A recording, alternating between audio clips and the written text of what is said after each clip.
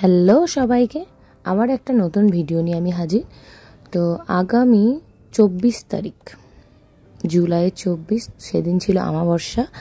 তো আমরা সবাই ঠিক করেছিলাম, মানে হঠাৎই ঠিক করেছিলাম যে যেহেতু ভালো দিন আছে তো একটু কালীঘাটে পুজো দিয়ে আসা যাক। মানে অনেক দিন থেকেই প্ল্যানিং হচ্ছিল, অনেক দিন কালীঘাট যাওয়া হয় না, মানে আমি তো কোনোদিনই যাইনি, তো মারা আগে গিয়েছিল, তো আমিও যাইনি, ভাবলাম ঘুরে আসা যাক। তাই জন্য মামি, মাসি, বৌদি, বাবা সবাই মিলে আমরা গেছিলাম একটু কালীঘাটে পুজো দেওয়ার উদ্দেশ্যে।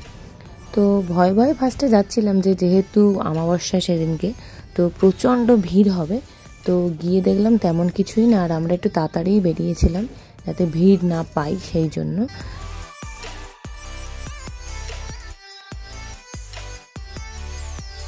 অনেকটা ভিতরে ঢুকে মানে দেখে মনে হচ্ছিল আমরা দক্ষিণেশ্বরে চলে এসেছি, মানে দক্ষিণেশ্বরে যেরকম দোকানগুলো পরপর পরপর সেরকম একদম ঠিক প্রায় ওরকম মতোই দেখতে লাগছিলো ফার্স্টে বাইরে থেকে। আর অনেক দিন পরে এসেছে মারা, তাই জন্য হয়তো রাস্তাটা ভুলে গেছিলো, আমরা পিছন দিকে চলে গেছিলাম ফার্স্টে। তো তারপরে আর একজন ছিল আমাদের সঙ্গে, সে বলেছিল এই দিকটা উল্টো, আমরা সামনের দিকে যাই, তাই জন্য আবার ঘুরে আমরা সামনের দিকে যাই। তো তারপরে আমরা গিয়ে দেখি যে মোটামুটি লোকজনের ভিড় আছে, তেমন নেই, মানে যতটা আমরা আশা করেছিলাম আর কি। তো যাই হোক, তারপরে যেতে যেতে ওই গলির মধ্যে আর একটা মন্দির আমাদের চোখে পড়ে, তো সেটাও একটি কালী মায়ের মন্দির। তো দাঁড়িয়ে একটু প্রণাম করে নিয়ে তারপরে আমরা এগিয়ে যাই এবং জুতো দুটো খোলার ব্যবস্থা করি, এবং মন্দিরের একদম সামনেই একটা দোকান পেয়ে গেছিলাম, সেখানে জুতো রেখে আর যেমন হয় আর কি সেই দোকান থেকে আমরা পুজো দেওয়ার সব কিছু কিনে নিই, মিষ্টি, ফুল, মালা, সব কিছু যে যার নামে পুজো দেবে আর কি সেই সব কিনে নিয়ে ওই দোকানেরই যে ঠাকুমশাই ছিলেন তিনিই আমাদের ভিতরে নিয়ে যান, এবং তিনি মানে পুজো টুজো মন্ত্রপাঠ তিনি করে আমাদের পুজোটা দিয়ে দিয়েছিলেন। এবং গিয়ে দেখি ঠিক আমরা স্কুল থেকে যখন নৈহাটি বড়মার কাছে পুজো দিতে গিয়ে যেরকম লাইন দেখেছিলাম ভিতরে মন্দিরের ভিতরে, তো এখানেও ঠিক তেমনই ব্যবস্থা আছে, গোল গোল ঘুরে ঘুরে সেই লাইন। তবে কি একটাই জিনিস, যে লাইন বেশি দিতে হয়নি, কারণ আমরা আশা করিনি এতটা ফাঁকা পাবো, তো অবাকই হয়ে গেছিলাম আমরা প্রায় ফার্স্টে গিয়েই। তো যাই হোক, ভালোই হয়েছে, আমাদের তাড়াতাড়ি পুজো দেওয়া হয়ে গেছিলো।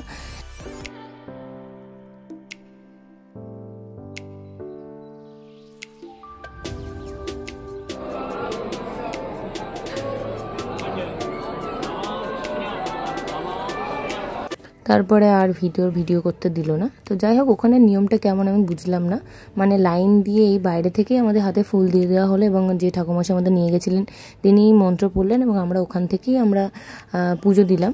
তো যাই হোক, পুজো দেওয়া কমপ্লিট। তারপর বাইরে আমরা কিছুক্ষণ বসেছিলাম, তারপর আমার মা আর মাসির ফটো তোলা শুরু হয়েছিল, আমরাও কিছু তুলেছি। তারপর বাইরে এসে মা কিছু কেনাকাটা করলো বাড়ির সবার জন্য, আর এইটা ধাতুর কি 3 ধাতু নাকি বলে, তো যাই হোক আমাকেও পরিয়ে দিয়েছিল, আমিও পরে নিয়েছিলাম।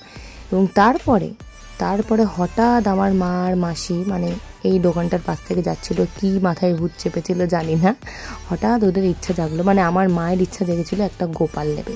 তো আমার মাসি বললো যে চল গোপালটা আমিই কিনে দেবো।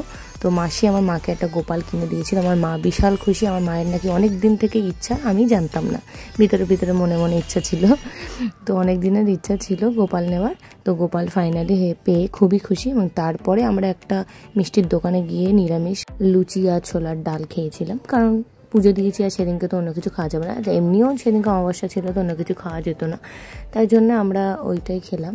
আর তারপরে ভাবলাম চারপাশটা একটু তোমাদেরকে ঘুরে দেখাই।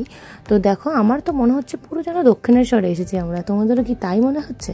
তো যাই হোক, যারা যারা এখনও যাওনি তো অবশ্যই ঘুরে এসে খুবই ভালো লাগবে। আর সেদিনকে ওয়েদারটাও খুব ভালো ছিল, মানে রোদও ছিল না আর মেঘলা ছিল, বেশ ভালো লাগছিল। এবং ভিডিওটা কেমন লাগলো অবশ্যই জানিও। তো দেখা হচ্ছে নেক্সট কোনো ভিডিওতে, টাটা।